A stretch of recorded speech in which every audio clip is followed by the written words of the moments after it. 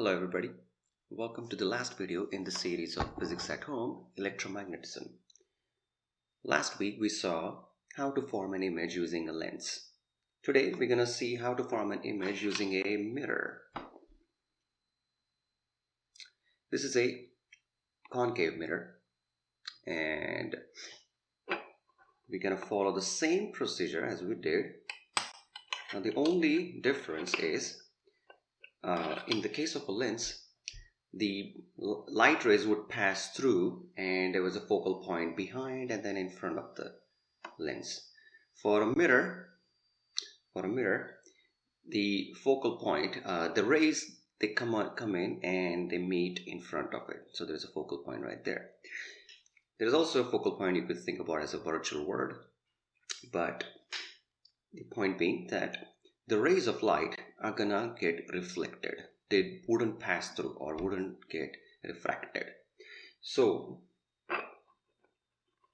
compared to last week, this week when we have our same object, so you would see, so the same object, and I'm gonna place it in front of the mirror.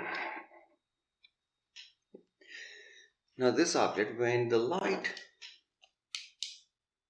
will pass through and hit the mirror, the image will be in front of the mirror.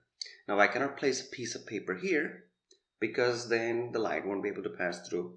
So, but I still need an image on the piece of paper. So we're gonna do a little trick.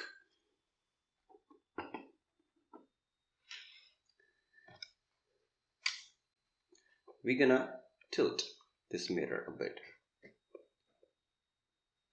and form an image slightly above this flashlight. Okay. Now let me adjust the camera so we can see the image. All right, there we go. That's the image right there. And I could tilt this mirror and then have this image either above, to the right, to the left. Okay. Anyway, I'm gonna leave it right there. Just want to make sure that I get a sharp image. And there you have it. As you can see, the arrow is supposed to be pointing here when the rays of light go through, because we can see the tape, and it gets flipped exactly the way that we saw in the lens here. So it's a 180-degree turn.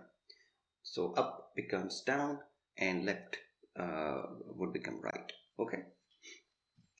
Now, just like we did for the lens, we have to do 3 measurements. One is the object distance, which is distance of the object from the mirror, and image distance, which is distance of the image from the mirror, and finally the size or height of that image. Okay, so let me make these 3 measurements. Okay, so the object distance is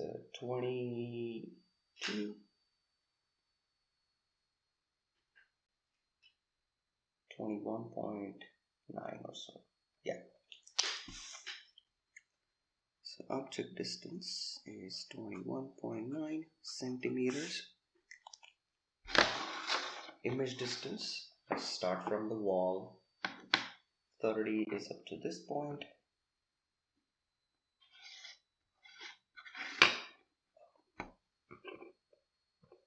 Not good. Knocked it out. Let me do it one more time, please.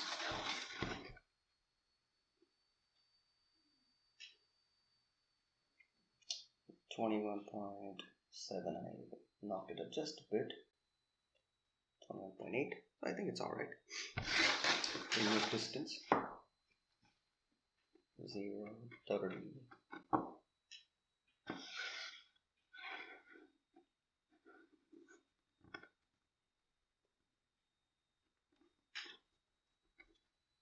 21.5. So 51.5. Image distance 51.5. And now let's look at the image height. Now remember, this was supposed to be 1 centimeter here. We want to know how much it is now. 2.4. So the image is magnified about 2.5 times. So image size is 2.4, and just like, because it is upside down, it is a real image, so it's a negative 2.4 centimeter. And now with all of this information, we will do the same analysis in the next section of the video.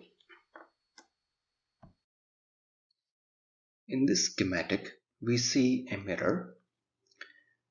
The right side here is the shiny side, where if a parallel set of rays, light rays, are incident, then they all get reflected back in such a fashion that they meet at one single point, which is the focal point of this mirror. The distance of this focal point from the center of that mirror is the focal length. This is the data that we recorded earlier.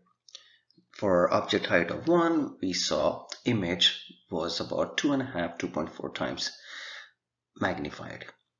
These are the distances of the object from the mirror and image from the mirror. Using an identical equation, as we saw during lens lab, the 1 over s plus 1 over s prime, when we plug in these two numbers and take an inverse, so that gives us the focal length for the mirror that we saw was about 15.32 centimeters. Taking this a step further, magnification, we know that is the equation. Using the magnification, now let's see how if the 2.4 was indeed the magnification that we would expect from these distances. So m would be negative s prime over s, so negative 51.5 over 21.8. This is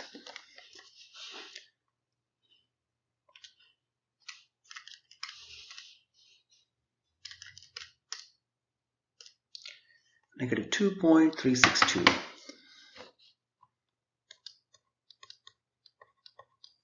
Okay, so that's the magnification, which is our y prime over y. Again, y is 1 centimeter, so if we brings it back to the left, y prime expected value is negative 2.362. And then similarly, we can calculate the percent error, which will be the difference between the 2.4 and 2.362. That is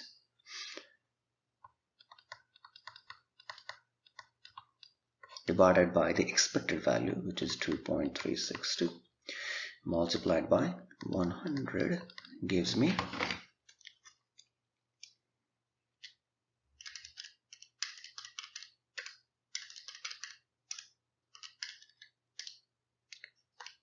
1.6%.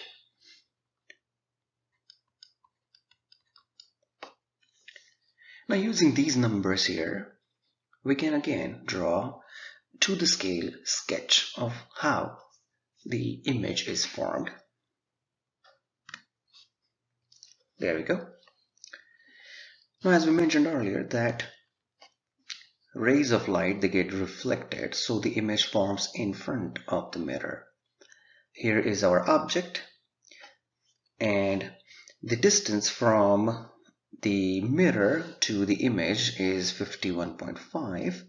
Now we use that distance and assign the 12-inch. So the 51.5 is the 12-inch. That's the conversion factor here. So if we do 12 over 51.5, whatever is that ratio, just keep multiplying that ratio with every single one of these distances. That will give you the equivalent length in inches. Alright, so the image is right here. The focal length of this mirror is 15.32. So after taking the conversion, the focal point is right here. That's the focal length. And one more time, we place the object, the 21.8 is slightly behind it, and 3 sets of rays. So first set of ray, which is horizontal, when it hits the mirror, it gets reflected such a fashion that it goes through the focal point, just like it here. The second ray of light, which if passes through the focal point and hits the mirror, it gets reflected and becomes horizontal, the opposite of the first situation. The third ray of light is the one that hits the mirror at the center. So if you can see it here, this red ray of light, when it hits the center, it gets reflected exactly at the same exact angle. The angle of incidence in this case would be 0 degrees, because the normal to this surface is 90 degrees and the ray hits it at 90 degrees. So the angle between the ray and the normal is 0. That will be the angle of incidence. Angle of reflection will be again 0. Same goes here, that this ray of light, when it hits the center, the angle of incidence is the angle between the central axis here and the ray. This angle will be angle of incidence, and reflected angle is again the same, reflected.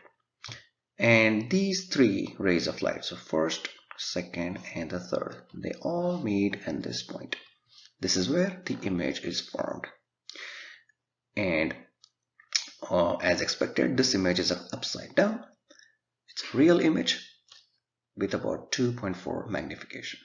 Okay, so I hope you enjoyed this video, and I also hope you enjoyed this series. Have a good one.